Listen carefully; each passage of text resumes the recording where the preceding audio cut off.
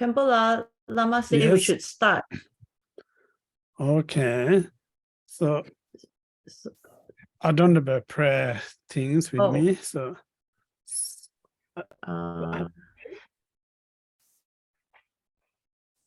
We've got them. Shall we do them? yeah. Khenpo, your video is off. Okay. Oh,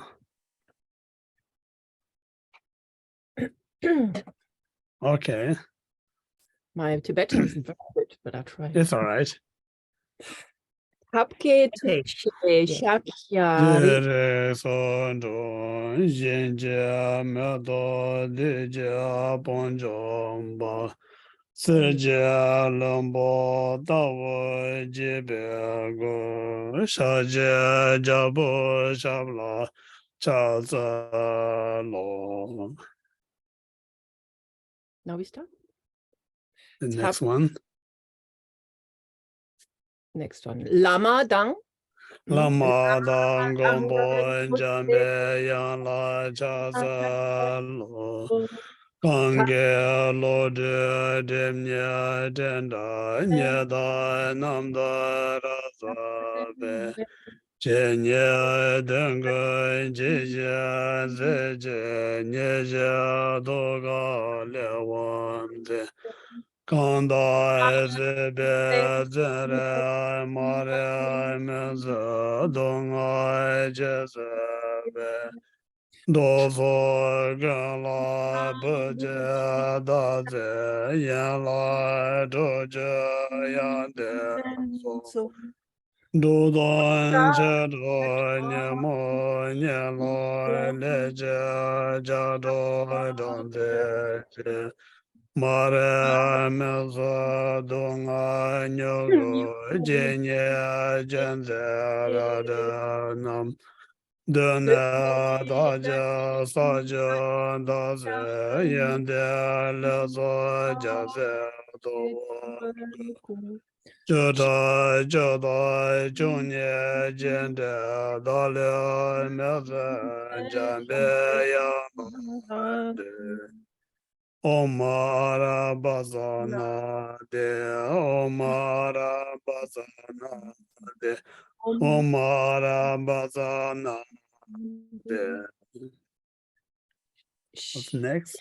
Sheja Dhamchoe. Tamje zebe jenya bando gengele debe doje Somyen tenlen zebe donga wan jangga la me shala so de Zeden Kyuki Kienra. Chenra vedre je dale damo mombara zan kada denje jonglo dobai lo de bobe no wa za do so Kangtse Dawa. Tawaran de bom jongze de wan de na Gombo and Jamya Chenye Ne Kemya Baya Tong Wara Sho Sashi Puchu. Rija Soja Medo Dara Lenje Nye De Jamban Sanje Shendo Mede Bowa Doga Namda Shendo Jabra Sho O Gora Namda Bunja Manga Samandra Sabarana Samaya Semchen. Namja Samba Dan Loye Jeda Jedra Wa Chejo Demo Debai Jujang Golo Gorodo So.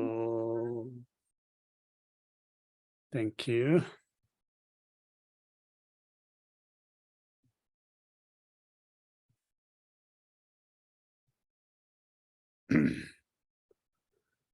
Yeah, so everyone can hear me. All good? Okay. So today is our last day for these 37 practices Bodhisattvas. So again, this composed by the great Bodhisattva Ngawang Tome in early 14th century in Tibet. So these 37 practices Bodhisattva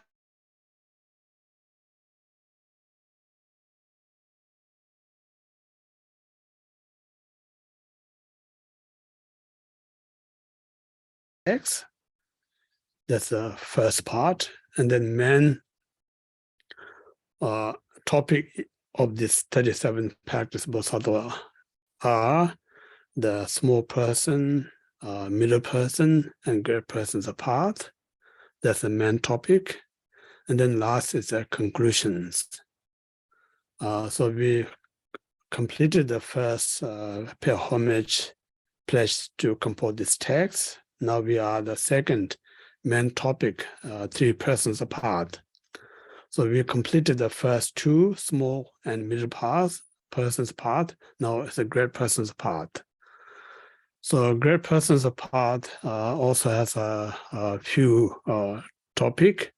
First, cultivating the bodhicitta, and the second, actualizing the bodhicitta, the meditation on the bodhicitta, and the third is training of this engaging bodhicitta. There's 3 parts. So we completed cultivating and then meditated on 2 conventional and absolute bodhicitta. Now it's a training of this engaging bodhicitta. Has 2 parts, 6 paramita training, and then 4 the state and sutra training. So we completed the 6 paramita one. So today we begin with the 4 things that mentioned in the sutra to train in our everyday life. So coming to the verses 31, verses 31. I'll just check.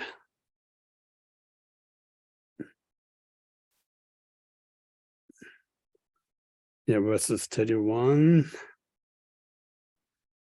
Unless you examine your own mistakes in the guise of a religious person, you might engage in irreligious acts. Therefore, to constantly examine your own mistakes and to abandon them is the Bodhisattva practice. So these sutra more kind of advise how to live up to as a genuine Mahayana practitioners. It's really important. These are kind of Dharma. It's important you don't see as kind of a religious, someone ordering you do this or do that. Rather, you see as medical terms. When you are unwell, you wish to be perfectly healthy, so you can help yourself and help so many other beings. In order to have that kind of a health condition, then we must follow instruction that we receive from the doctor, experienced doctor.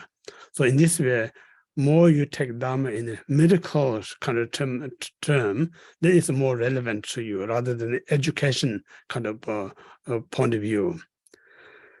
So what Buddha said in the Sutra, when we study this 37 practice of Bodhisattva, main topic is Mahayana practice.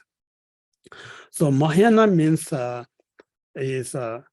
what referring is someone who carry or able to carry the responsibility, not just only to fulfill your own wishes, neither just your close or your family or friends, rather to all sentient beings. So when you have such a heroic attitude, courage, wanting to do every single or small thing that I'm doing here to help entire sentient being.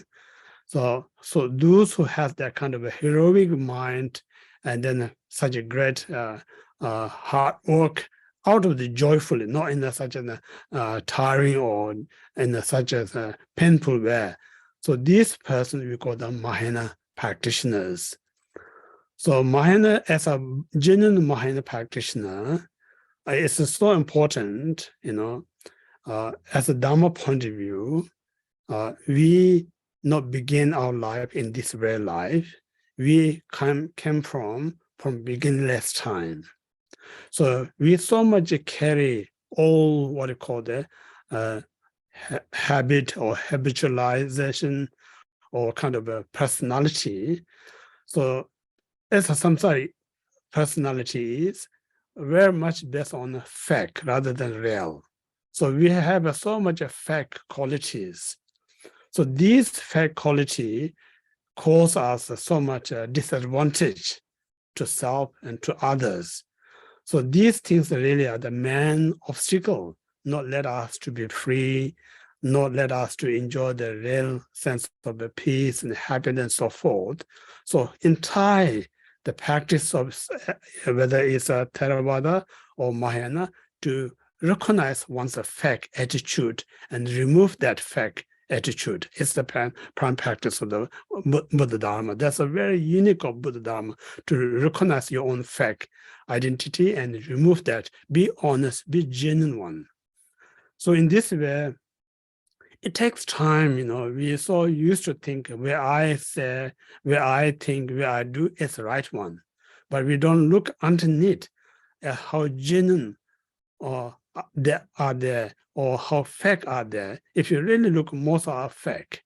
So in this way, here in the Sutrayana stated, it takes, before you remove your fake attitude, it takes time to identify. So in order to identify, we have to kind of not just while we're listening teaching, neither just while we practice Dharma, every day when we think of planning to do something with someone, or when I'm saying something to someone, or when I'm doing something with someone, always must examine, are they genuine or fake one? So in this way, this is how, as Mahayana's main task, main practice, So this way, without checking or examining our attitude, then what we so much buried or hiding under this kind of a fake one. We think kind of we're hiding under the ego, we are hiding under the ignorance. Out of the ego in ignorance, we may think, I'm special monk or nun or teacher. We think, I'm teacher, I'm monk or nun because what I wear, where I live. So you really so much caught up appearance rather than the reality of yourself. So in this way, you may not have a specific knowledge of what Buddha Dharma taught. You may not have all the quality that practice the Dharma. You don't have any of this. But moreover, you have a lot of mistake. Also lots of fake kind of attitude. So we don't see none of these things. So we, as a guys as a Dharma practitioner, but really we're not Dharma practicing. Reason we not practice Dharma is we not try to understand one's fake attitude, and we're not interested to remove them. So in that sense, we are guys of the Dharma, but we are not truly practice Dharma. So in this way, so when we wear the Dharma robe, or we live in a temple or Buddhist center, whatever, so people might think, you are ordained person, live in a center or temple. So it appears you are a Dharma practitioner. People may pay respect you, or you are special. So in this way, you as a disguise as a Dharma practitioner. So this way, lots of fake Dharma practitioner, what that does is same as only who under control of the defile or ignorance mind. There is run as a business, so to look for the profit, what I'm going to get out of it for my own benefit. And then when I not get benefit out of it, I'm lose interest to help anyone. And not also kind of a loss of a Dharma practitioner looking for my own second, benefit my loved ones or persons who have difficulties. I kind of discriminate them. So in this way, we make a lot of mistake if we are not really careful, examine our intention, our attitude, and so forth. So if you do that way, instead of benefiting in meeting the Dharma, there's so much disadvantage.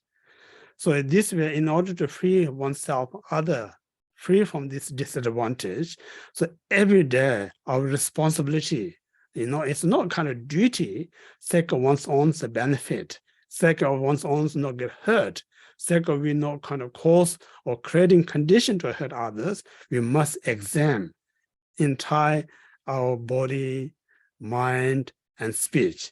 Once you found any mistakes or fake, it's okay. That's a good way to find. And then say, this is a kind of things I need to focus to minimize. I have to free these fake qualities. So if you do that, you are truly Dharma practitioner in general, particularly you are Mahayana practitioners.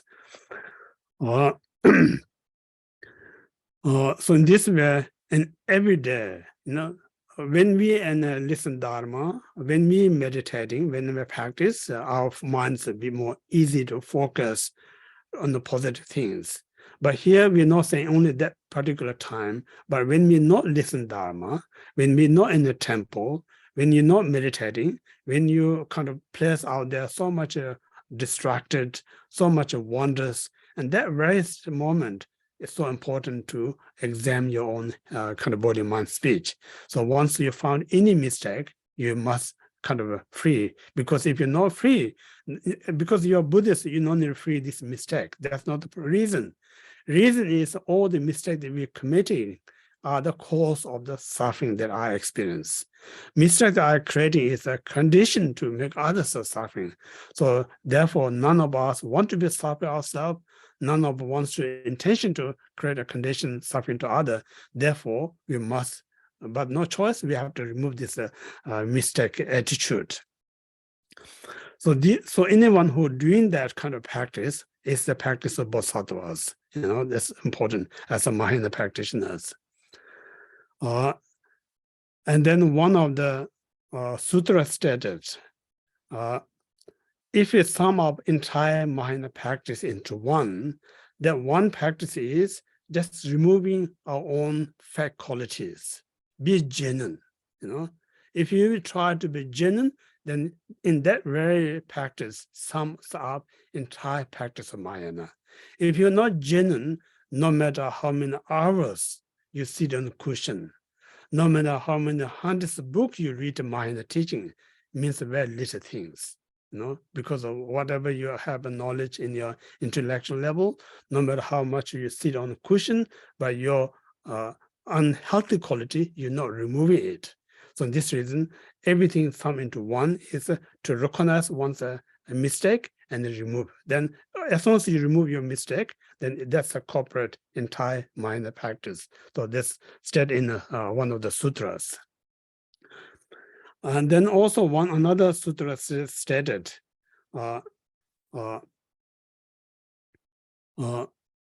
to what we call live in ethicals. So live in ethical means like it's not kind of restricting yourself, rather living in ethical means like when I have a negative thought, this negative thought going to harm others. When I engage saying something wrong word or speech, this is going to hurt others. When I do something physically kind of negative, it's going to hurt others.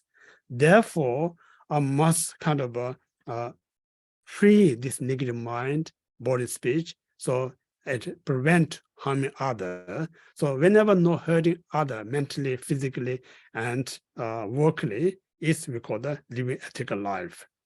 So this again, as a Mahayana practitioner, are so important to live ethical means like make sure our mind, body, and speech not cause or directly or not cause indirectly harm any sentient beings. Yeah, that's a kind of recommended as a Mahayana practitioners. And then one of the great Kadamba master says,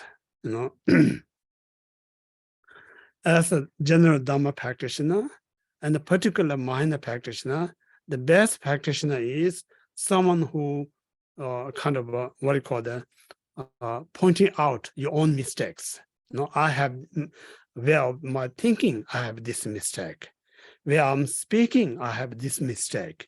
Where I'm doing things, I have a mistake. So pointing finger your own mistake, and then you're removing it, you are genuine Dhamma practitioners. So right now, we are a little bit opposite than that. Rather, we always, I carry huge mistake in my mind, my body, and my speech, but I completely not aware of these things. When someone make even little tiny mistake, I can, without any hesitate, pointing finger to the person. He said that, she said that, and also that. So in this way, we are not really Dhamma practitioner when we pointing finger to others' mistake. Rather, we should put finger to one's own mistake to remove that mistake. It's a practice, the Bodhisattva. So this is advised by one of the great Kadamba master called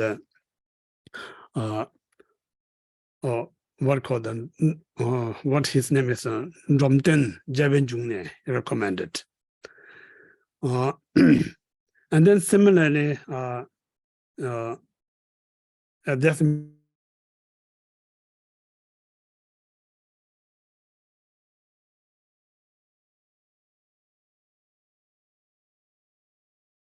rather put pointing finger to oneself, whatever I make mistakes.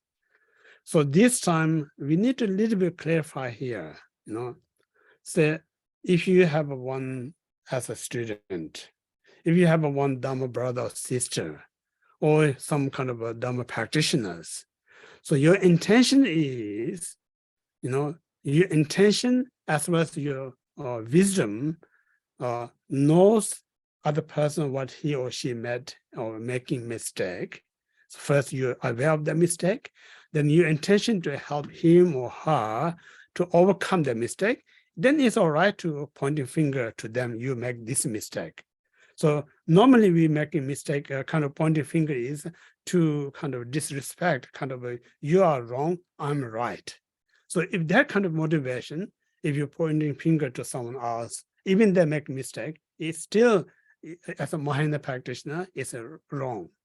So must be right intention to help that person, must have a awareness, true awareness, mistake. So then it's all right to pointing finger to someone to help others, like a doctor, for instance. When we go to see doctor tells us you have these health issues. So pointing finger to us. So doctor not try to let us less. At least we must aware. Therefore, we must careful to not get worse that particular disease. So in this way, we should not, I'm not saying you never ever pointing finger others when they make mistakes. I'm not talking about that. If you have somewhere to reason to help, then you should put finger in order to make them correct the mistake. But beside that, if you just want to, they are less than you, then you should not put finger to other. Because if you do that, you lose as a Mahayana kind of qualities, because you're hurting other rather than helping other sentient beings. So that's the meaning of the verses 32nd. Now we move to the 33rd. Sorry, that's the 31. Now we move to 32nd. Due to afflictive emotions, if you highlight the faults of other bodhisattvas, you yourself will be degenerate. Therefore, not to talk about faults of a person who has entered the Mahayana path is a bodhisattva practice. So this one, again, as we are Mahayana practitioners, so out of our defilement in general, particularly out of a jealous mind, out of jealous mind, we should not kind of pointing finger others' problem, others' mistake. If you do that, you're hurting others' feeling. So when you're hurting others' feeling, immediately it proves you haven't got the loving kindness, because the loving kindness is the opposite of hurting others, rather feel others to be happy. So you lose in this loving kindness. So absence of loving kindness, there is no going to have a great compassion, because the compassion is the production of the loving kindness. When there's no compassion, you're not going to have a bodhicitta. Absence of bodhicitta, you cannot be bodhisattvas. Without the bodhisattva, it is impossible to attain Buddhahood. So in this way, just pointing finger or hurting someone is not just a mere making small mistake. It's the biggest mistake you ever met in your life, because you lose the opportunity to gain the Buddhahood, like all sentient beings. So in this way, it's a very big mistake when we criticize to other sentient beings. So generally, we should not criticize any sentient beings. In particular, we should not make any kind of criticism, any kind of practitioner, Theravada practitioner or Mahayana practitioner. The most dangerous one to Mahayana practitioner, Bodhisattva, when you criticize the Bodhisattva, that's the worst thing you can do than anything else. So this way, here, not criticizing to any sentient being in general, particularly not criticizing to Bodhisattva, is the practice of Bodhisattvas. So in this way, so important be mindfulness, because we have this habit, we're so used to criticize. That's our culture, samsaric culture. But if you don't want to give up the samsaric culture, but at the same time you are a Dhamma practitioner, it doesn't work together, because both is opposite. Two opposite cannot implement in the same kind of life. So one, in order to adopt, other you need to be abandoned. That's how it works. And then also one mini sutra Shastra says the danger of criticism generally of all sentient beings, particularly the Bodhisattvas.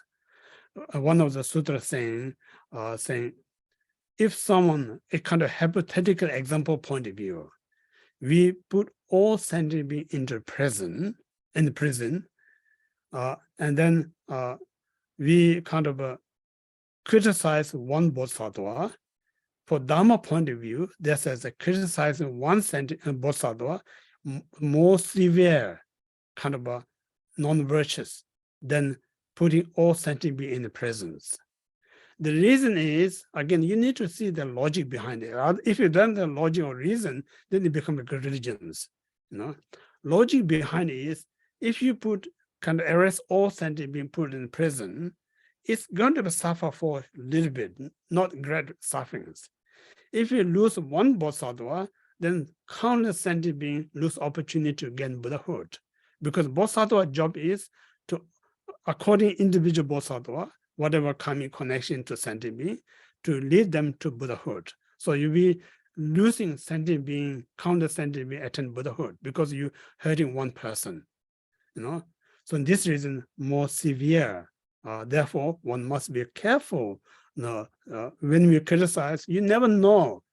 Appears as an ordinary person, he or she might be Bodhisattvas. So that's why we must be very mindfulness when we criticize. You never know who that person is. Also,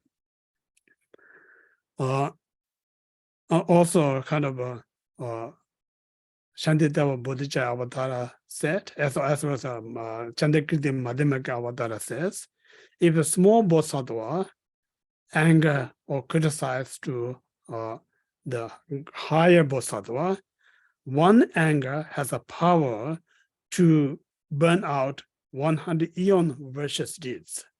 If small Bodhisattva criticize to the bigger Bodhisattvas, then one bigger Bodhisattva criticize the small one, 100,000 eon one can burn virtues. So it's a severe things. So in this way, we must be very mindfulness whenever someone making mistake, be mindfulness. You just kind of just remember this kind of things. And then also sometimes we are kind of living in a jealous kind of culture, attitude. Due to jealous reason, some bodhisattvas do great things. We don't like to praise because our ego doesn't like that way. And instead of we may saying something harmful things to bodhisattva. So if we kind of not saying right things, instead of we saying wrong things, these are we call the black dharma. Yeah, black dharma means non-virtuous. So you saying not good things to bodhisattva, or you saying wrong things to bodhisattva, the bodhisattva not really get that much disadvantage out of it. But oneself has immense disadvantage, immense disadvantage. So this way, the entire Buddhist practices, we not just try to be good Dharma practitioner in order to kind of to live up to that culture. That's not the reason. Entire practice of Buddha Dharma is to protect oneself from the mistake, from the suffering. You know, the prime cause that I'm creating the suffering is no one else but yourself. So in this way, so when I have a jealous to bodhisattva, due to that I'm not kind of saying good things, that very mind causing me suffering. And then when I say wrong things to bodhisattva, it's not hurting the bodhisattva, but that very negative thought causes me so much hurt. You know, so this way, one need to be very mindfulness when this thought comes in our mind. So these are non-negative, or what called it, black dharma. So antidote for black dharma is white dharma. So white dharma means like whenever bodhisattva do small things or big things, always kind of a praise, you know, you did great, you know. So nothing to lose when you praise to someone, but so much to gain, you know. So end up when you praise to bodhisattva, bodhisattva may not really wanting or expect something I get praise from others. But who get the most benefit when you praise, respect other, it's you that got the benefit. So in this reason, we need to kind of see the disadvantage of despise. We need to see the advantage when we praise to the bodhisattvas. So in this way, always kind of say the positive things, the general one bodhisattva, particularly as many as possible. And then also it's good to think, you know, not only just the bodhisattvas, every single sentient beings are my teacher. You see, as a Buddha, it's so important, you know. We not just kind of as a Buddhist kind of a Dharma point of view, we're not saying every sentient being is a Buddha. Again, as a Mahayana point of view, every single sentient being possesses a Buddha nature. Yeah? Due to temporary obscuration such as defilement, hide this Buddha nature under that garbage. Once you remove this garbage, this very person no different than the Buddha. So in this way, you not really disrespect the ordinary person, you actually respect the Buddha self. So in this way, you must, if you see only the different Buddha as sentient being, one is free the defilement, others not free the defilement. Only that part is differences. But the Dhammakaya point of view, sentient being Buddha has no differences. So in this way, one must respect entire sentient being in general, particular those on the path, such as Mahayana practitioner or Bodhisattva, we should always praise to them. It's so important. And then as ordinary beings, we never know who you actually talking to, you know, because person is appearance is one thing, and the reality is different things. So again, great Indian master, Nagarjuna stated in a letter to a friend, you know, send a human being is like a mango, look like a mango, fruit mango, you know. There's talked about 4 examples some of the mango are kind of skin is very green, look like unwrapped, but inside very ripe. One type of mango. Another mango is outside skin is very yellow or reddish, looks very ripened, but inside is unripe. That's a second mango. And third is outside yellowish, inside fully ripened. Fourth one is outside green, inside not ripening. There's 4 types of mango. So similarly, there's 4 types of sentient beings. Some of when you meet looks like not nothing, but inside there not so much things. You never know. Just we always say you should not judge by the cover of the book. So in this way, also Sutra says, ordinary person cannot identify who the other person is. He might be ordinary person, he might be Buddha. So there's so many stories, even many of you probably heard Lamde, one of the great Sakya practice. So one of the great Lamde lineage master we call the Shanten Chumba. Shanten Chumba is one of the first Tibetan lineage holder of Lamde tradition. When he was alive, he just lived in a disguise way as a old person. But the whole village thinks he's just old guy. And then everyone, when the harvest time comes, employ him to work at each and every family. But the reality, he's not just ordinary old guy. He's a lineage holder, such a great masters. But all the villagers thought he's just old guy. So similarly, the great kind of master not come in such a majestic appearance. Some of them come as homeless, some are come as a crazy. So you never know what kind of form teacher going to appear in front of you in order to help us.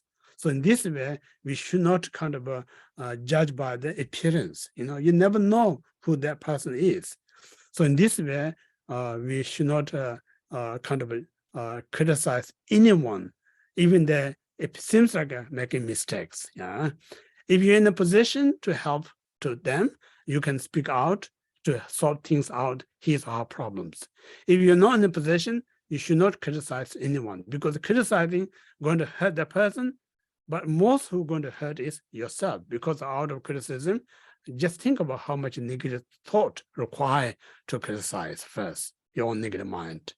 Out of that negative mind, you actually verbally criticizing is kind of creating non-virtues. So immediately after, you're going to feel guilt, you feel regret. These are the non-main result what you criticize. The main ripening result is next life, one will born in the lower realms. So in this way, who throw in that lower realms, not the person who you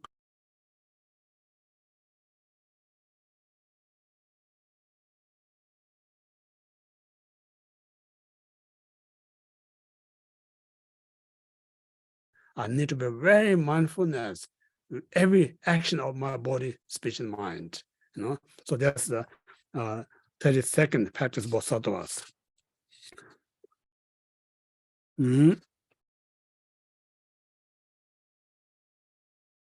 Yeah, 37 practice Bodhisattvas.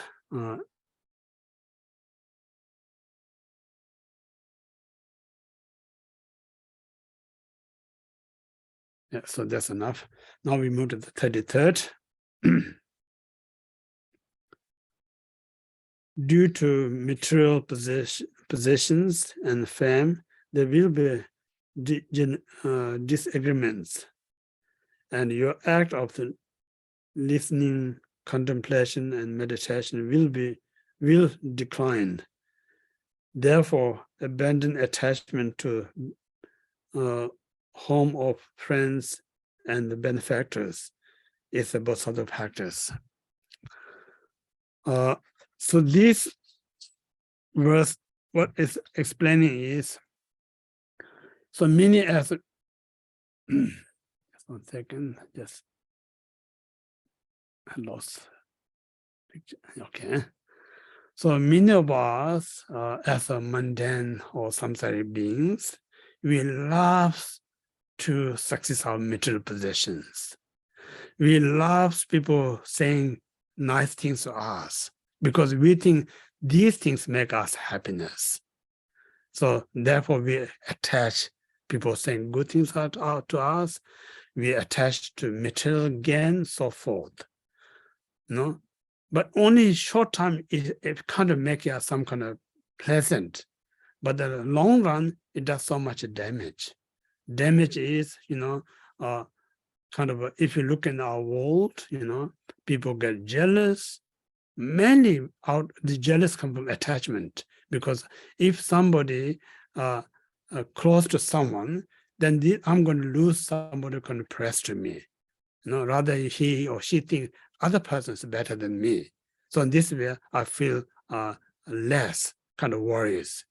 And then someone has more wealth, then he or she going to be more powerful, more famous, more successful than me, then he suffers.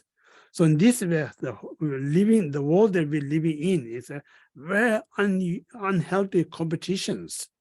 So this competition, nothing bring us any good things, but bring us so much suffers. For if you look into the world, the material point of view, we are improving here after here. But the psychological point of view, we become more suffering because we always competing each others. So in this way, kind of the gain material success, gain praise are not healthy at all. Rather, it kind of harming our mental or psychological things. And so in this way, we become more kind of mental issues comes up. For general point of view, we lost the mental issues due to the jealous, due to material things. Then Dharma point of view, we so much caught up with this praise and material success, then we kind of goes to our interest in that part, we lose the more valuable, such as the hearing Dharma. We lose the interest to really what we hear, to sit and really analyzing, examining. And we lose the time to really implementing what we hear the Dharma, such as the meditation. So in this way, praise and material success are the enemy to take away opportunity, hear the Dharma, contemplating Dharma, and meditating Dharma. So therefore, it's not worthy to attach praise by others, not attach material gain, because this attachment causes us more disadvantage than any advantage. So this way, one should kind of abandon. It's not, because it's not right to say I'm Buddhist.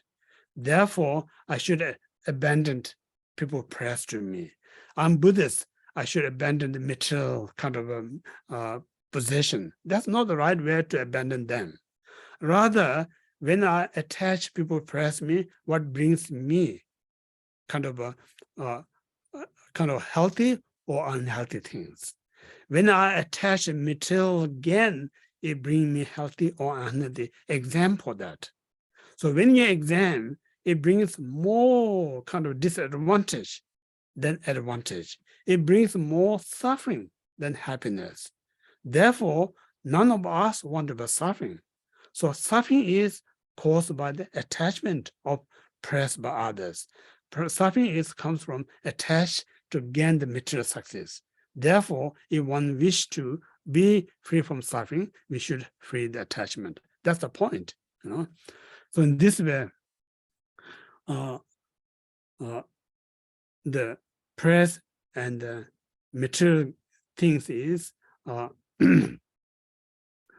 we always have to be closely look, because we're so easy to caught up in that kind of a state.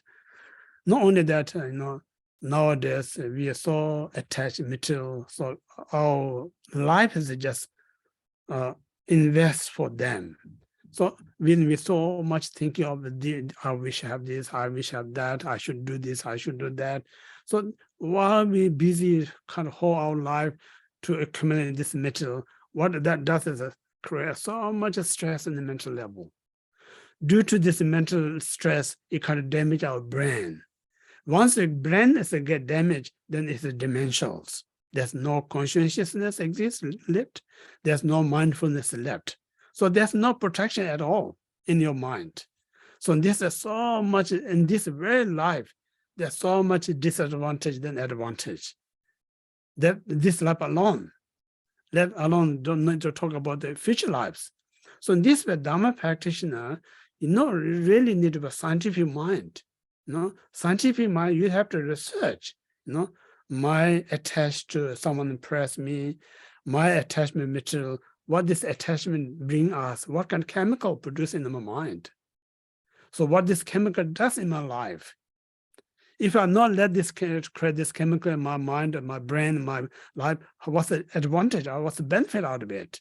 Then only you're going to understand what Buddha Dhamma says. You should not attach when people press you. You should not attach when you're material again, because these are the poison come in this guy kind of poison this guy as a medicine. It looks like a nice tat, but it will kill you.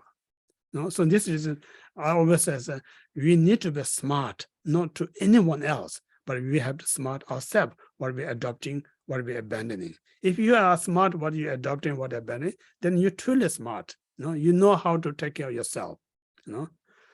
So in this way, here saying the root of the problem is attachment. Not the person who giving you prayers is not the cause of your problems.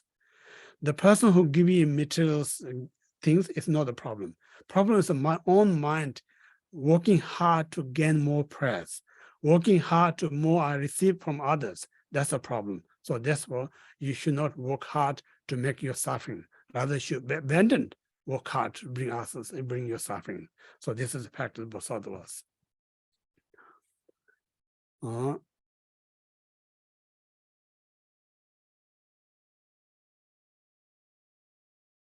I think that's enough. And then again, this really simple method not to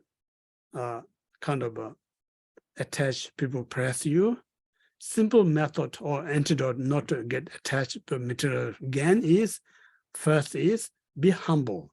When people press you, just think about, oh, you are nice. I'm not really deserve to be pressed, but you are so nice. You just more give credit to that person. And so in this way, you're not caught up, always expect people say nice things about me. Rather people whenever say nice things, you think, oh, how nice this person saying nice thing about me. Not about you. You don't immediately think, oh, I must be a good person because someone telling me good things. Rather you see how nice he or she is because saying nice things. So in this way, then you can learn from the person. Then you also start to say nice things to others. Rather you expect someone always going to say nice things about you. So this way, one thing, antidote of attachment to saying nice things, you should be humbleness is important. And then second is antidote of material gain is, no matter how little you may have, you should be grateful. I have more than enough. I really no need to someone give me extra things, because give me extra things, I'm not going to make more extra happiness because I have more than happy. So when you have an appreciation, you're less attached material gain. So this appreciation and humble is antidote of attachment to praise and then material gain. So these two must be practiced. So again, it's important, when you have this humble, when you have this gratitude, these two is a favorable condition to hear the Dharma. Because now you don't need to rush out there you have plenty of time to hear the Dharma. You have plenty of time to analyze what you hear the Dharma. You have plenty of time to meditate and implement the practice Dharma, because nothing is stealing away from you. But when you're not grateful, you're not humble, you're always rushing out there, do hard work, so receive more praise. Go out and do things, expect people going to give you more things. So while you're rushing, what you lose is the most precious opportunity to hear the Dharma, contemplation and meditations. But when you're humble and grateful, you have plenty of time to collect the precious jewel, Dharma. So that's the meaning. Okay, now we move to the next one. verse 34.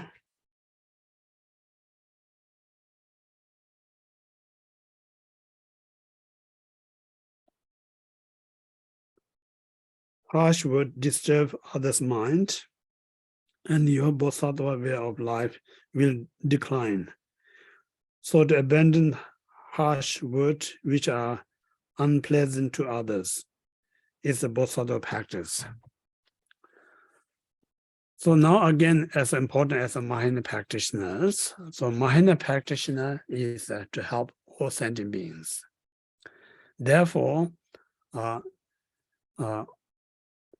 whenever we say something to someone, we must examine, my word going to be helpful or my word going to be harmful. If it's helpful, you should not restrict it. You should let it say, let it talk. No, it's going to be benefit. But when your words are going to be harmful to others, then you should stop. It's neither going to help you nor to anyone. Rather, you're going to create so much non-virtuous things. Kind of one thing as a human being, the precious wealth is our peace of mind. So this mind disturbed by just saying unhealthy word. No need to do each other. You don't need to take a gun or weapon to someone to disturb. Just one simple word is enough to disturb someone's precious mind. Once he or she get disturbed, you are already planting such a dangerous seed in his or her mind to be a negative person. So in this way, we have a huge responsibility. We are the not person creating condition others to be negative. So in this way, so important to be kind of a mindfulness, what we're going to say.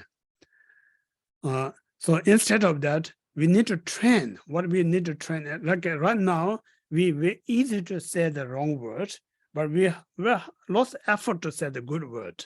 That's our kind of exist, kind of present our culture, present our way of life.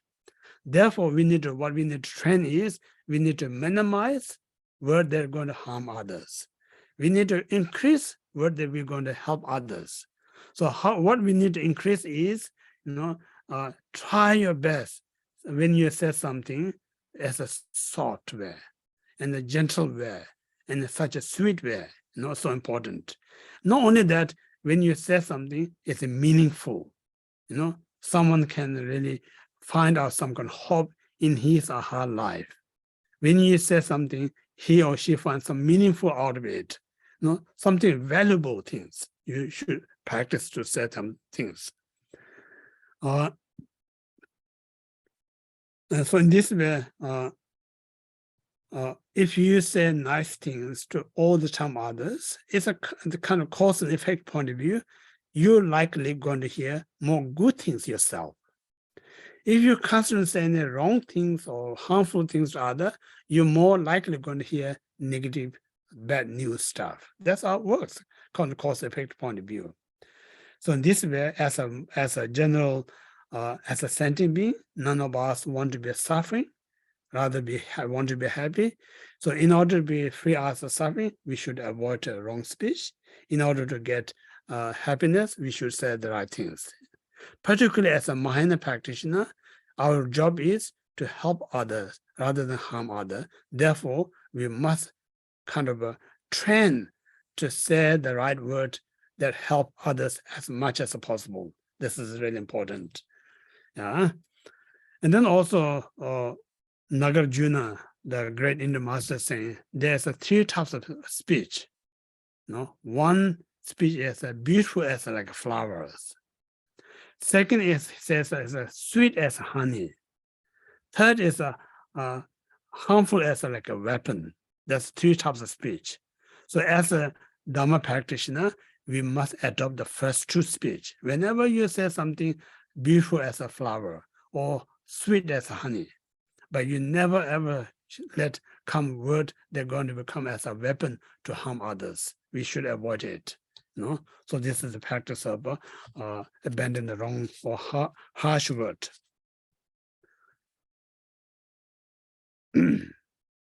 these things, I'm kind of saying,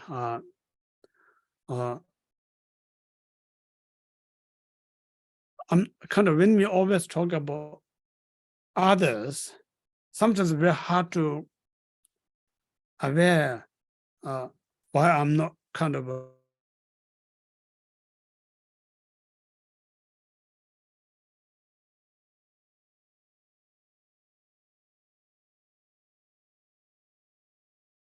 when you hear someone else going to say such a nice, sweet things to you, how are you going to feel about it?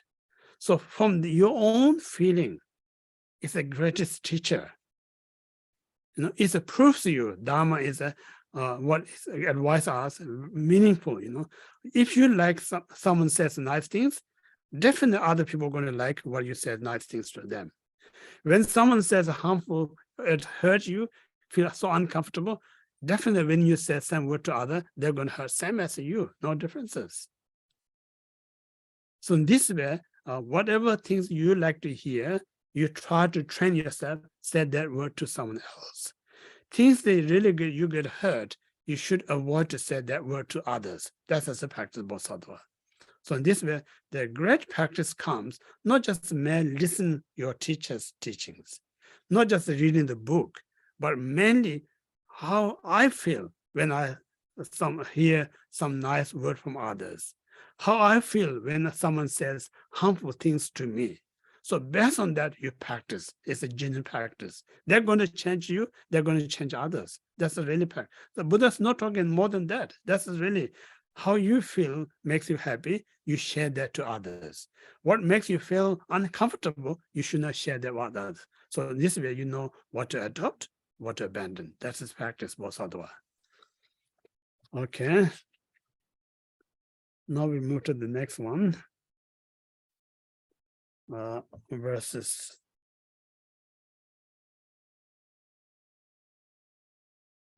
35. When accustomed to afflictive emotion, it will be difficult to stop them through antidotes. Therefore, the practice of the mindfulness and vigilance by wielding the weapons of antidotes should immediately destroy the reflected emotion, such as attachment, as soon as they pop up. This is practice Bodhisattva. So again, this is a kind of sutra advice. What we need to train is. So this attachment, anger, jealous, stinginess, arrogant, there's so many defile. Like virtually, there's we talk about it, it's a kind of inconceivable defilement. So if you sum up into this inconceivable number of defilement into what we call the 50 kind of 7 defilement. So there's a 6 root defilement, and then 51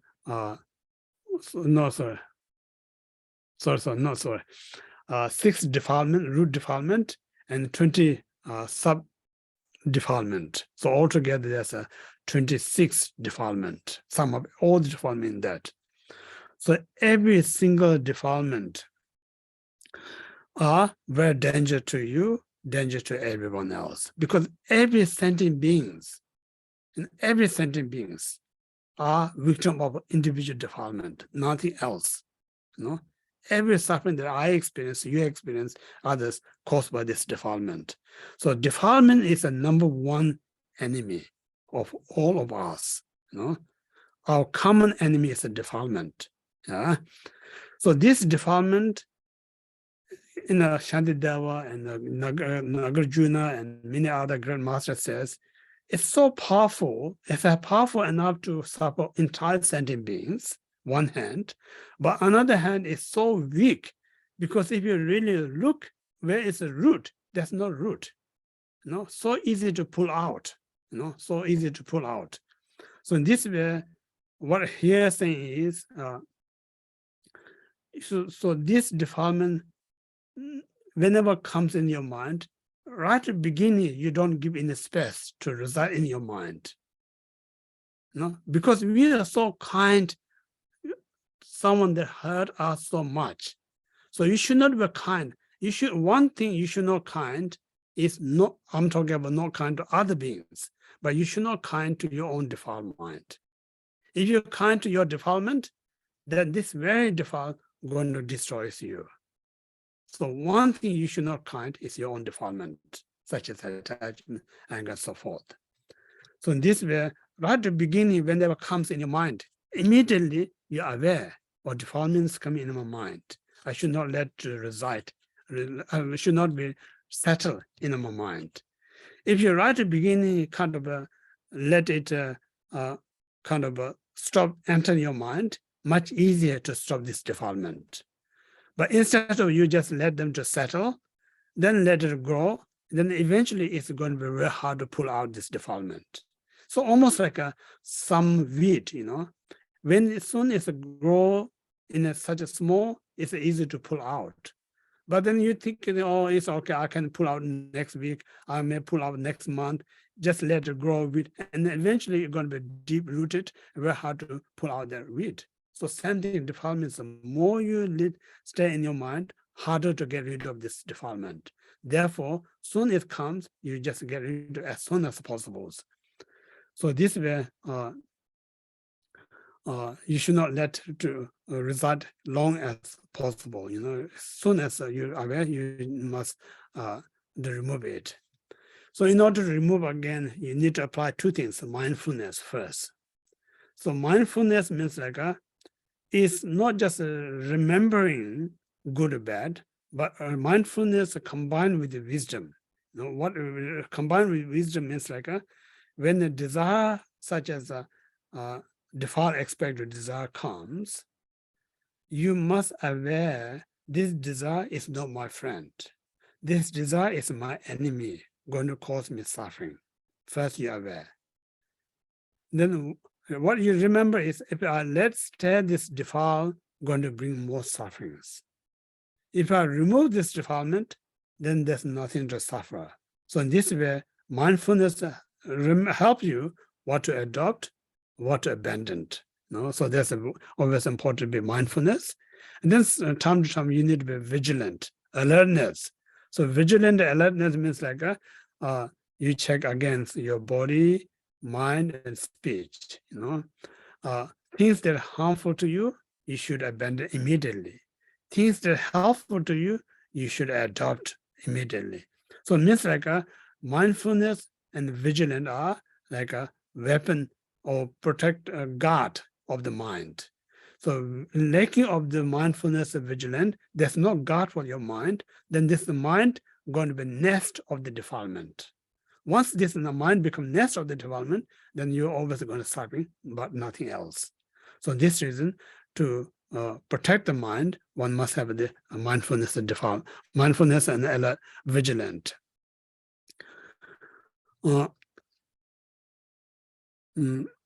So in this way, again, the Maitreya Buddha mentioned in the Mahayana Sutta Alamkara, you know, defilement's job is to harm me and harm others. Nothing else. The defilement has only one job. Their job is to harm us and others, nothing else. So something they're going to harm us and others, it's no point to let them to stay in your mind, stay in your life. Sooner you are aware, you should get rid of it as soon as possible, you know. So these are far worse than kind of I must say, cockroach. You know, many of us, you see some cockroach in your kitchen, immediately you panic, you know, I'll get rid of others, I'm going to sickness. This defilement far worse than cockroach, because a cockroach, you know, scientifically, and probably many of you know, scientifically, there's not much evidence cockroach actually make us sick. But some people, we are so used to saying, oh, cockroach will make us go to sick, it's not healthy and so forth. But that's not scientifically proved. As far as my kind of understanding. But the defilements Buddhist science proved so much suffering. You know, the worst suffering in sentient being is hell realms. It's a creature has nothing but our defilement. So this is so danger defiled creature in our mind. So why we feel comfortable with it, you know? So in this way, we must recognize the danger of the defilement. Until you recognize the danger of the defilement, you're not going to get motivation. You're not going to get inspiration to abandon them. The only day you realize this is so danger, then no one need to be tell to you. No one need to be encourage you. You yourself voluntarily going to do everything to abandon your defilement, you know? Like I mentioned, cockroach. No one someone come and ask you to get rid of the cockroach. Soon you saw the cockroach, you're going to do everything to get rid of the cockroach. Same thing. So in this way, it's so important to aware the danger of the defilement. So in this way, Mitra Buddha says that defile that destroys every one of us, nothing else. And then similarly, Bodhisattva Avatar by Shantideva says, defilement is like a inferno, fire that burns everything. So defiles burns us, every one of us. So it's far more dangerous than fire, because when your house get fire, we try everything to extinguish the fire. Because if you soon extinguish the fire, let it burn, then eventually the fire going to burn out all your house. So that's what we consider as a fire is very dangerous. But if you compare this fire and anger is far more dangerous than fire. Fire only can destroy physical object, but cannot destroy the mental object. But this anger is destroy the mental object. So in this way, why we not seeing that anger is less danger than fire? Why we have this smoke alarm in our mind? So in this way, it's so important. You always must see that. Not Buddha says anger is a danger for us. You must see yourself that anger is a danger. Many of us know for physiologically, point of view, how much mentally unhappy caused by angers, how many relationships break down by the angers, how many jobs that we lose by the angers, how much material success we lose by the angers in this very life. That's a small one, but then in future life, far worse than that. So it's not small matter, it's a huge matter of this anger mind. As well as the desire, everything is the same thing.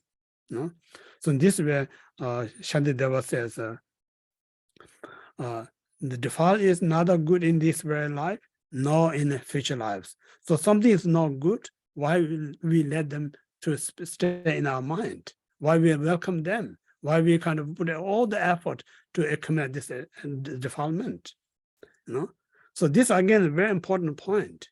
Many of us, we work tirelessly every day, every week, every month. But then all this hard work, where we heading towards, if you really think about it, nothing but we accumulating with stronger this defilement. But and the defilement what going to give us suffering, but nothing else. So it's this reason we call that if you know with the Dharma, the life is meaningless. Not only just meaningless, the life that we have using unhealthy way to cause us suffering, cause others suffering. Therefore, we must kind of make this life more meaningful. The life is to free us from the defilement. We use for only just use for one purpose, this life. That purpose is to free us from the defilement. If you free us from defilement, it's great for you, good for everyone else. Yeah. So that one. Okay, now this one. Now next one. The last one. The second last one, this one. In the short, whatever you do in whatever place, asking what is the state of my mind, and always fulfilling the interest of others with mindfulness and vigilance is a Bodhisattva practice. Now it's a summarized conclusion of the main part of the teaching. As the Bodhisattva if you sum up all these 37 practice Bodhisattva, means like in our everyday, we have a routine, we are walking, we sitting, we sleeping, and we are having break. We have a break. So this is a daily routine. So each of the routine of that we run every day, we must kind of carefully vigilant or analyze, is a virtuous one or is a non-virtuous one. If the virtuous one, we should adopt it. If the non-virtuous, we should abandon it. So if you kind of we say, I'm here to take care of my life. So if one sincerely wish to take care of my life, then this life should not let come any non-virtuous, neither good for present nor in the futures. Rather, we should come the virtuous, it's good for now and good for the futures. So if you just work with that, then life is more meaningful. So this way we should apply to succeed this adopt virtues, abandon non-virtues. We must have this mindfulness and the vigilance, because this mindfulness and vigilance is kind of protect our mind. And then we always generate this kind heart towards others, so important. What I can obviously, whenever you're thinking of something, think about where I can help other sentient beings. Where I can say something that's going to help others.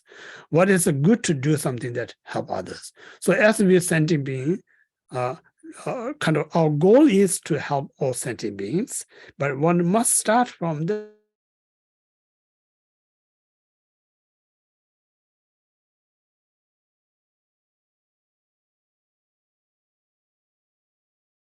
him or her first. Then eventually you can extend to your friends, your family, your town, your country, neighboring country. Then one day you may be possible, you have a great mind to help all sentient beings, So this way we have to kind of increase our ability to help or generate kind heart towards everyone's.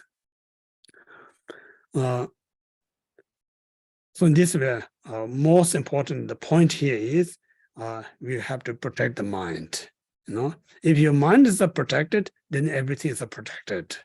If the mind is unprotected, nothing is. If your mind is not protected, you may have a more security house. You live in a more security zone. You have every possible mundanely protect your life. If your mind is not secure, you feel insecure. So this is the most important of life is the mind. So this mind must be protected. If your minds are protected, then everything feels secure. So that's important. So in order to protect the mind, what we require is the mindfulness and the vigilant, because these two is a protector of the mind. As long as you have a mindfulness and vigilant, your minds are protected. The moment you lose this mindfulness and vigilant, your mind's unprotected. So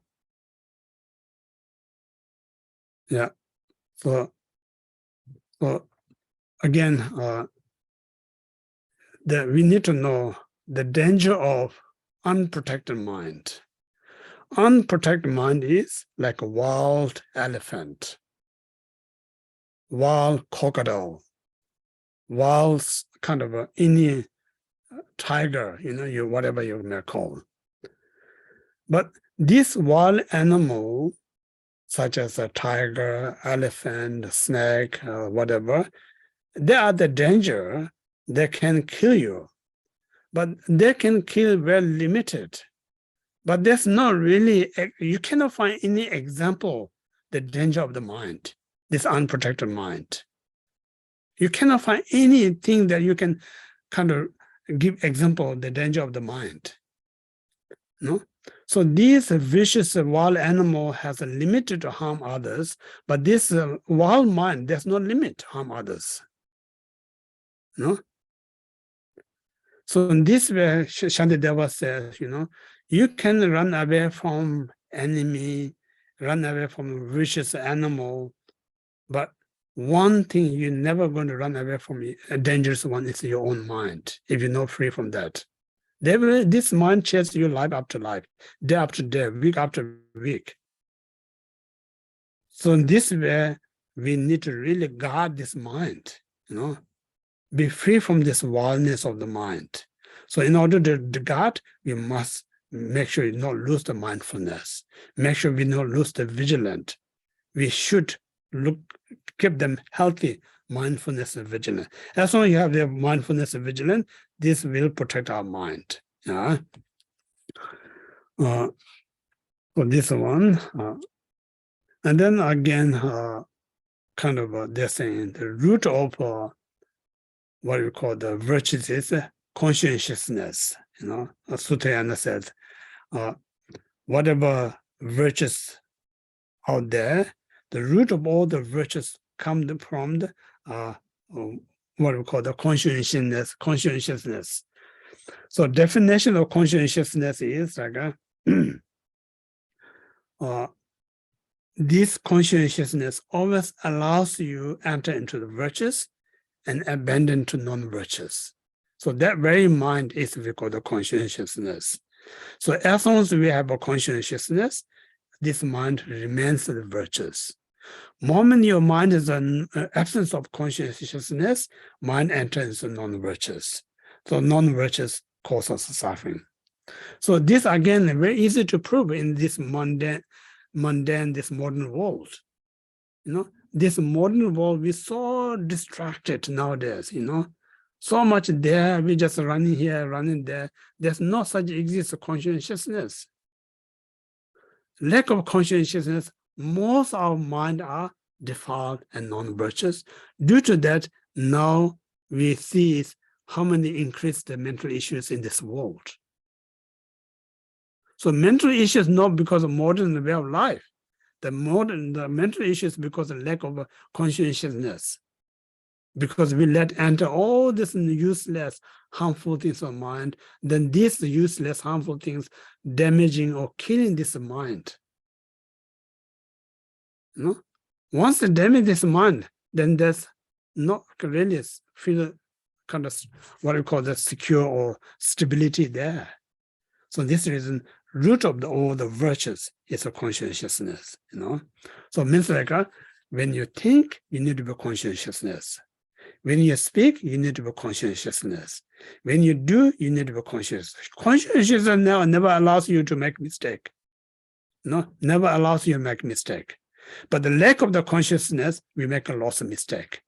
So every mistake has the consequences, whether you like it or don't like it.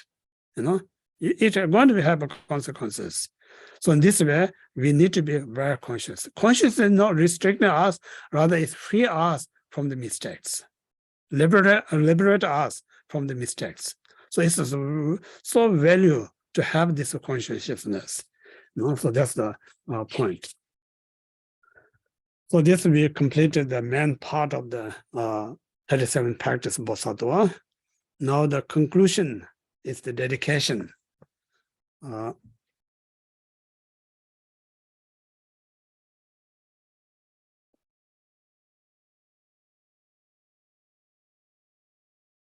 It is a practice of Bodhisattva to dedicate the virtuous accomplishment in this way to dispel the suffering of infinite sentient beings with the wisdom which is free of the three cycles.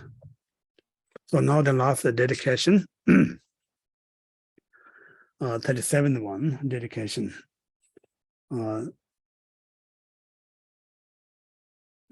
37 dedication. So up to here, what we talk about practice Bodhisattva. So all of them we need to do out of a great sense of joy. Yeah. So when you're terribly sick, and then once you found the right remedy or medication, then you have such a sense of great joy. Now I found the medicine to free me this terminal illness. So similarly, when you practice Dharma, don't think, oh, poor me, I don't have a much free time, I need to sit and meditate, I have to sit and do sadhana. Rather than this is the greatest medicine I found. So taking this medicine, going to free entire suffering in this way life, going to free our suffering in the future lives. So in this way, you need to have a great sense of joy rather than this is my duty, I have to do it. If I don't do it, I feel bad.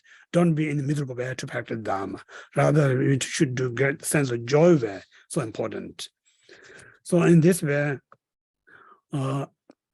whatever we accumulate, whatever we create, the virtuous, positive things, entire kind of we wish or dedicate, free all sentient beings from sufferings. Also suffering, not just suffering of suffering. May all sentient beings free from suffering of suffering, suffering of change, suffering of progressive, entire sufferings, entire sufferings. Then free them in temporary. Ultimately, may these virtues that I accumulated attain Buddhahood, like all sentient beings, or maybe say, may these virtues cause all sentient beings attain Buddhahood. So this way, one must dedicate. Dedication also has many valuable things. Again, one of the sutras says, every phenomena are dependent on the conditions. What kind of going to come up is dependent on conditions. So similarly, what kind of result going to come up is dependent on your inspiration, your intentions. If you have a good intention, it will bring good result out of it. If you have bad intention, it's going to bring bad result out of it. So in this way, when you dedicate in the right way, you dedicate in the right way, definitely it brings right result, because everything depends on condition. So you create the right condition, you're definitely going to have a right result out of it. So that's the reason dedication is so valuable.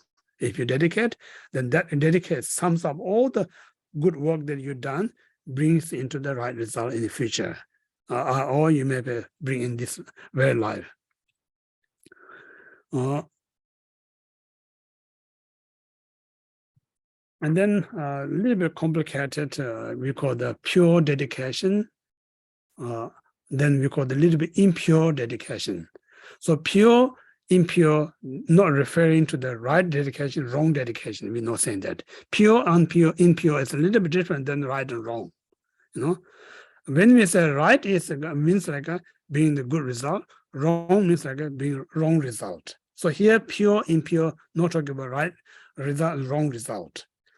Pure dedication brings us enlightened state result. Impure dedication brings us samsaric pleasures. So that's the differences. Both bring the right pleasure, but one is a samsaric pleasure, other is an enlightened pleasure. So pure, impure. Right and wrong is a different. Right one is going to pleasure, wrong ones are going to unpleasure. So pure and impure is two things. So first, the impure dedication means like we dedicate based on I'm as a person who dedicating as a real exist, and then I'm sentient being are real exist, then my prayer is real. So out of that we attach a self and others and then prayer itself. So this dedication, what brings the result is within the samsara, cannot bring result beyond samsara because we still attach a self, other and object. So this we call the impure dedications. So the dedication that brings us to enlightened state is as a kind of a, when we talk about the absolute bodhicitta point of view, or when we talk about the perfectional wisdom point of view, you kind of not going to find such as a self, the person who dedicated, self is just mere level. Beside level, there's no such as self independently exists anywhere. So there's you're not negating self, we look wisdom, we use the wisdom to search where is the self, then we realize there's no self. So realization is a selflessness, so it's a wisdom based, not rather than nihilism or nothingness state. So there's no self, you cannot find. And then other sentient being also, you cannot only just sentient being as a level in a conventional state, but if you look, you're not going to find none of them. That's a reality, absolute reality. then dedication itself, if you search, you're not going to find what is the dedication. So in this way, once you realize the truth of self, others, and dedication, then you dedicate. It's unconditional. So that dedication is a pure dedication. Result is to gain enlightenment or Buddha state. So in this way, best, the supreme dedication is without the concept of self, other, and the dedication. Based on the wisdom state dedication is the supreme dedication. So that's the best one. So anyway, pure dedication is the root of to gain liberations.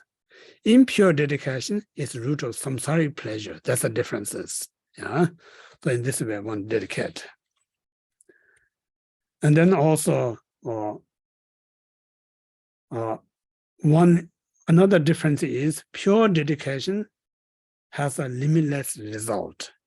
Impure dedication has a limited result. So that's also you can differentiate. Impure dedication is limited, pure dedication limitless. So difference is a mango tree and the banana trees.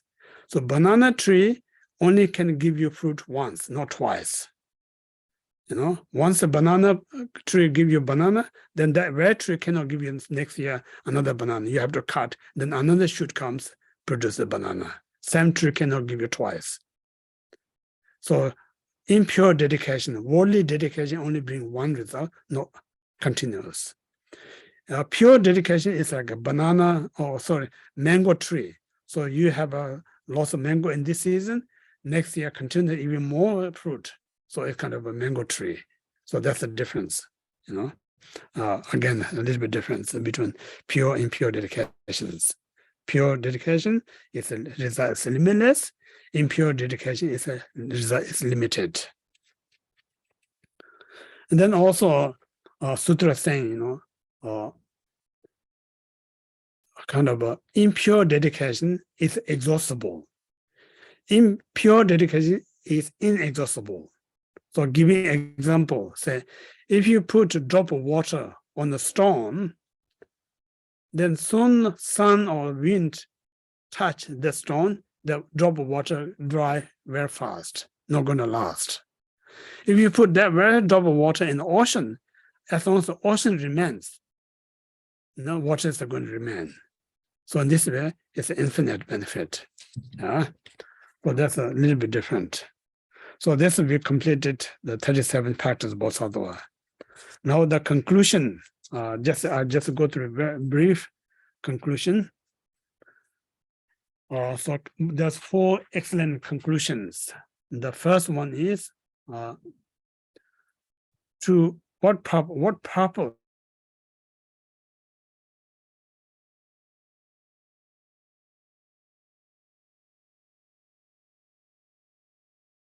Bodhisattva. So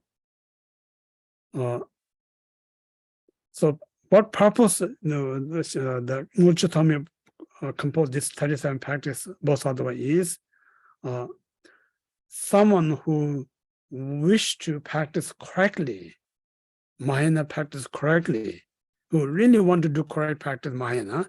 So those interest people, then Ngawang composed this one. Ngawang not compose this text. Anyone who a little bit just interested in Buddha Dharma, genuinely who interest to practice Mahayana. So those people, sake of those people, Ngawang compose this 37 practice Bodhisattva. And then how he composed this one is he saying, he not just made up these teachings. Every topic he mentioned in this teaching, according what stated in the Sutrayana and the Tantrayana. Besides that, he not just made up any fabricate any teaching. So every teaching in this one, according to Sutrayana, Tantrayana. So that's the main material that he used to while he composed these teachings. So that's the first one. And the second one is this is a correct practice. So he says there's nothing incorrect. This is the correct one. What he's saying, a little bit humbleness himself. He said, I have a very little knowledge of the Buddha Dharma. I don't have a much scholastic poem and grammar in my word.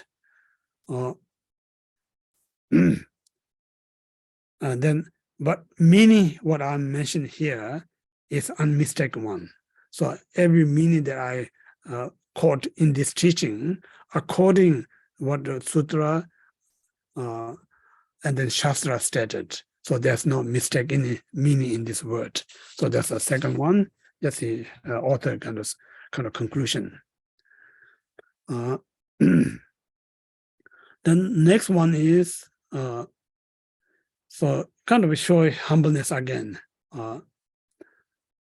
Buddha Dharma is like ocean. So like my mind is very limited how to find the bottom of this ocean. Then when I compose this one, if you or anyone found some kind of contradicting the sutra or shastra, I forbearance. Please forgive me. If there's any mistake occur in this teaching, forbearance him, forgive him. So that's just, of course, you can avoid any mistake. He's perfectly correct, but then he just showed humbleness. If there's any mistake, he take all the responsibilities. Then last, the author himself, dedication. Whatever merit they accumulate by the composition of this 37 practice, may this attend absolute bodhicitta. So this absolute bodhicitta lead us to a same stage of avalokiteshvara beyond samsara nirvana. So it means like all the method part of the teaching free us. So method is based on the great compassion, free us from nirvana. The wisdom is free us of samsara. So reach the non-abiding state of nirvana. Okay, so in this way we kind of complete this 37 practice of Bodhisattva.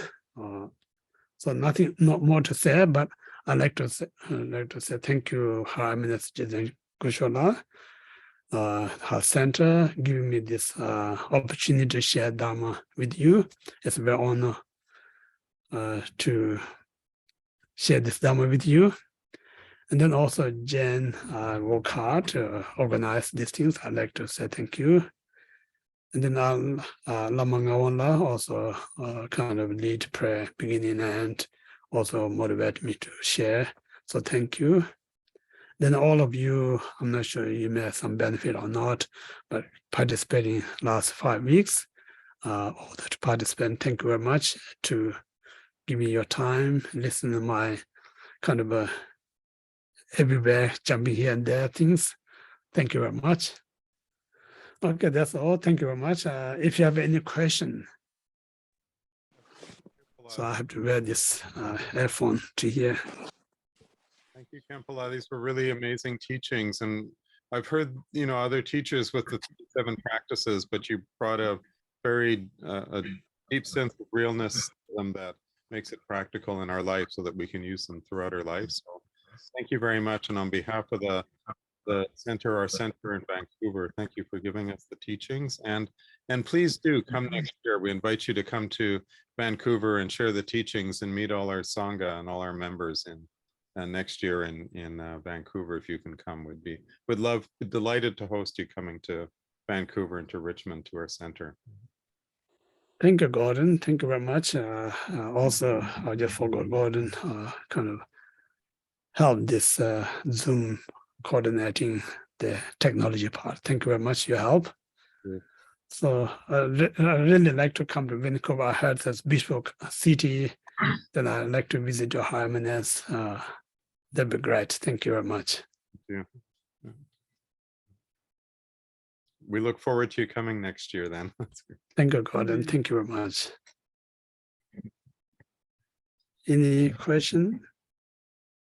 Khenpo, could I able to ask one question? Sure. You have mentioned the defilement had 26. Were you 26, able, yeah. were you able to briefly run it down from 5 poison? For I know it's like 5. Mhm. So 26, like, were you able to quickly run down? Thank you. Oh, sorry, I can't remember 21. Yeah, I can't remember 20, but I can remember 6 main one, like attachment, anger, ignorance, pride, and then doubt. So this doubt is not normal doubt. This doubt is whether karma is really exists or not exists, whether Buddha teaching is true or not true. You really not really trust the teaching of the Buddha, not trust the karma, that kind of doubt. There's a Mhm. 51. Then fourth doubt, and 51 is arrogant. Arrogant here referring is I'm better than others. Mhm. The arrogant. And then 6th one is a grasping of self.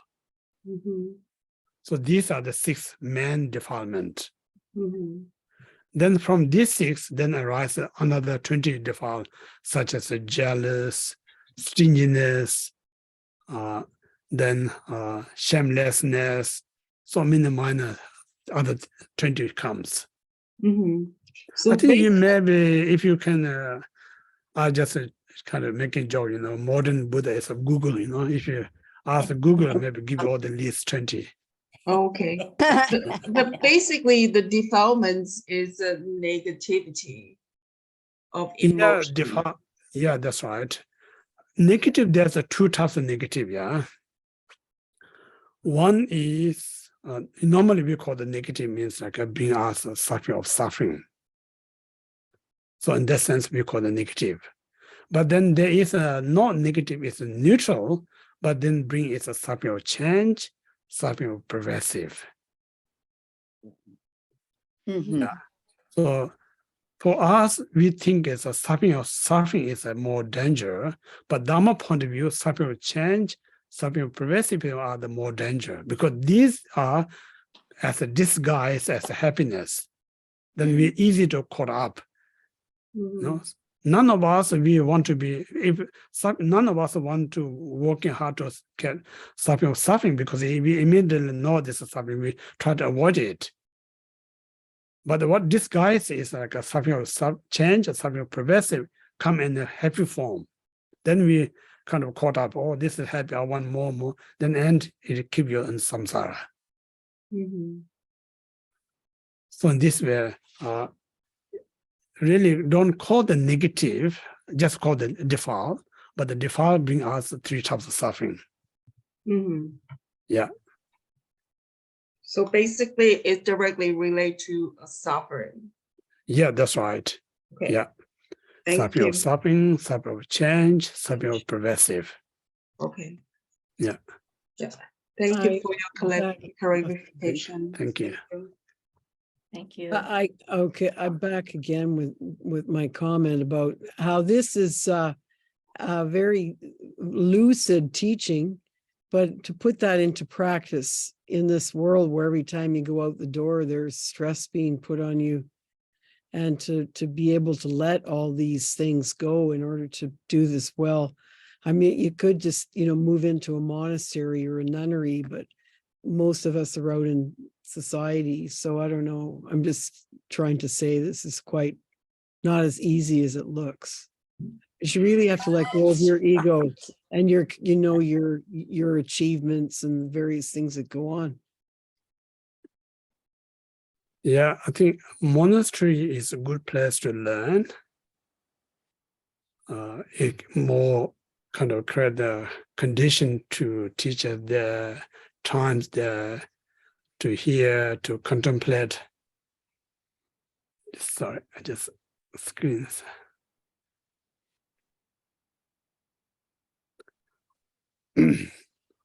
Just lost, just 1 second. Can you see me? Yes. Yeah. Yeah, we can see you. Okay, yeah. Yeah, so monastery is a really good place to study, contemplate these things.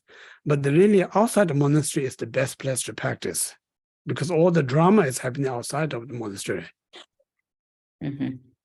So that place is the best place to practice. But you don't need to practice everything what is saying in 37 practice because so much there. But then you just one thing that really related to you. If you go out, someone kind of really instantly kind of saying negative things to you, then think about how I can turn that into the practice Dharma.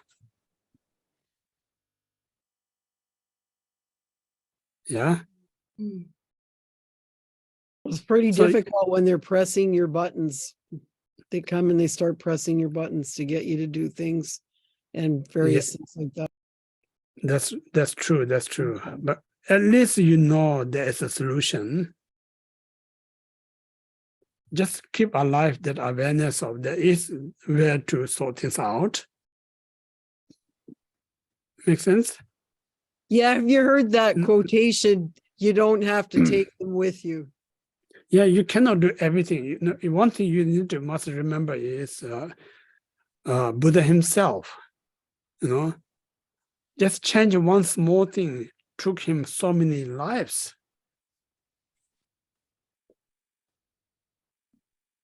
So everything takes time, So there's no kind of fast kind of solution. So this, what I'm advice is, you do your best, whatever you can.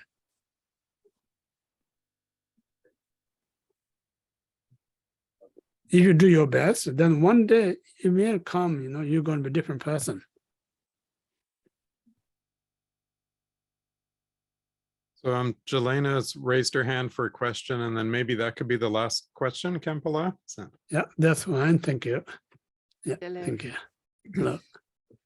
I actually have a question which relates to three different things. One is when we try to practice this, we start to realize how insufficient we are. And I also realized that if we don't keep, if we don't keep a joyous practice in daily life, during life, then it becomes a very, very big burden, because we always confront it with our insufficiency. So that's the first thing, how keep this practice joyous. And then also one realizes how small our wisdom, or my wisdom is, to actually, because I try sometimes my best, and then afterwards I realize it was completely the wrong thing. So I lack also a lot of wisdom. How can I get this wisdom? And then same time on this, realizing that my wisdom is so small, the longing becomes even more. And then one is somehow not getting anywhere. The joy is decreasing, the knowing that the wisdom is very little, and the longing is getting bigger, and there is no, what can I do? Yeah. Very good question. Thank you. So while I was teaching, I mentioned, you treat teaching as like medical treatment. When you have a serious sickness, you go to visit different doctors. Everyone says, "Oh, I can't do anything." Then eventually you find one doctor say, "Oh, this is serious, but I can fix you." So immediately you are so sick, but you're going to bring so much joy. There's a way to free the sicknesses.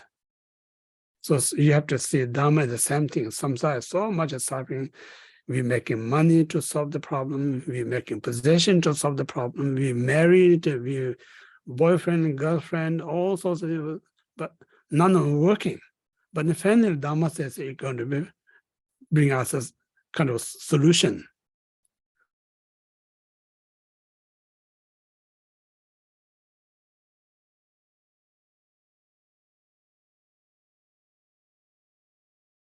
My duty is just my free the suffering. You have to be aware of that. If you are aware of that, then it brings joy to medicine, practice Dharma. Yeah. Then when you try your best, you think that's right. Then later you find, oh, this is not the right, it's a mistake. That also increases your wisdom, because now wisdom that helps you what you did wrong, you have to correct it. So that's how to grow the wisdom. So the moment you find mistake, your wisdom increase. If you no increase, you're still going to do same mistake. So the moment you realize it's mistake, it again the wisdom mind. So you have to aware, oh, I become more wisdom because I now can see the mistakes. And then third is, that's the reason teacher is so important.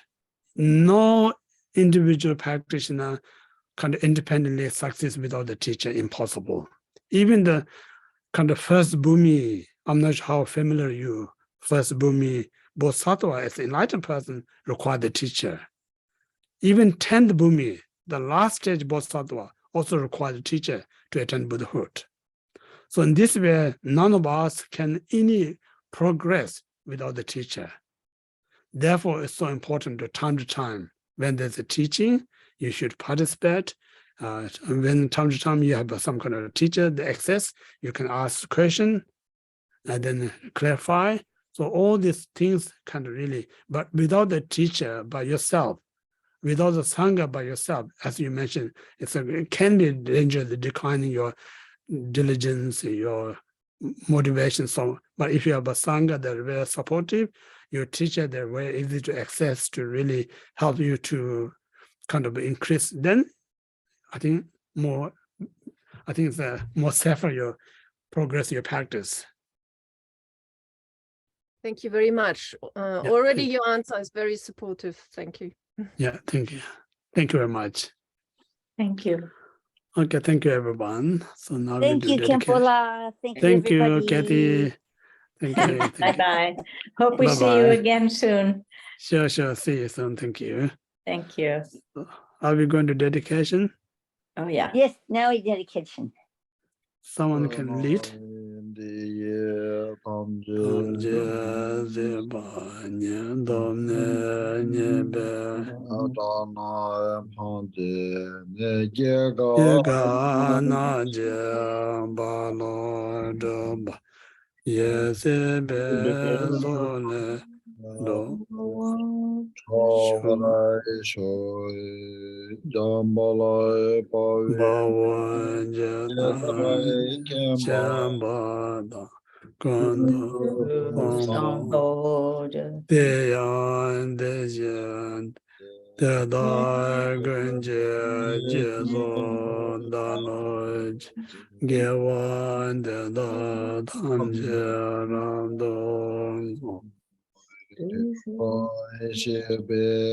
Jawa damje jengwa gangla jodo ngaban dage gebe zawan de genje sombo cheje rado ngaban wadan jeje shabadan jeso yaran kuje zowa Gewa Junze Dage Jezab Tamje Zobe Janjo